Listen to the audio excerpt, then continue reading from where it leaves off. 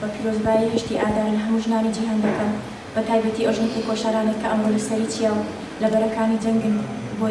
تێکۆشان بۆ مافەکانی ژنان و مافەکانی گەلی کورد. وەک دەزانن هەشتی ئادار ڕۆژی نوێبوونەوەی ژنانە و ڕۆژی دەستپێکردنی تێکۆشانە. خۆشبەختانە ئێمە وەکو ژنانی بناری قەندیل لە دەوری فکر و ڕامانی ڕێبەر ئاکۆدانی و هەموو مافێکمان دەستەبەرە و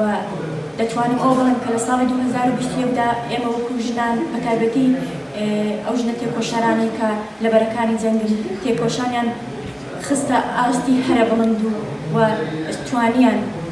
لە دەوری فکر و ڕامانی ڕێبەر ئاکۆ کۆ ببنەوە و پلانی دوژمنان تێکشکێنن. دیسانەوە دووبارە پیرۆزبایی خۆم ئاراستەی هەموو ژنانی جیهانی و ژنانی کورد و بە تایبەتی تر ئەو ژنە تێکۆشارانی کە دڵیان بۆ ئازادی لێ دەدات. لەو ڕۆژەدا پایام ئەوە بۆ ژنانی هەموو جیهان بە تایبەت ژنانی کورد کە لە دەوریە کۆ ببینەوە و بە تایبەت لە دەوری فکر و ڕامانی ڕێبەر ئاکۆ کۆ ببنەوە چکە ڕێبەر ئاکۆ ماندووبوونێکی زۆری کردووە کەدێکی زۆری داوە بۆ مافی ژنان و دەستەبەرکردنی مافی ژنان. خۆشبەختانە ئێمە ئەو مافە دەبینین ئێستا کە لە ناو حرەکەتی ئاکۆچێتیدا سیستەمی هاوسەرۆکایەتی بەجێ و ژنان لە ئاستی هەرە بڵندان و بە دەنگ و ڕەنگی خۆیان دەتوانن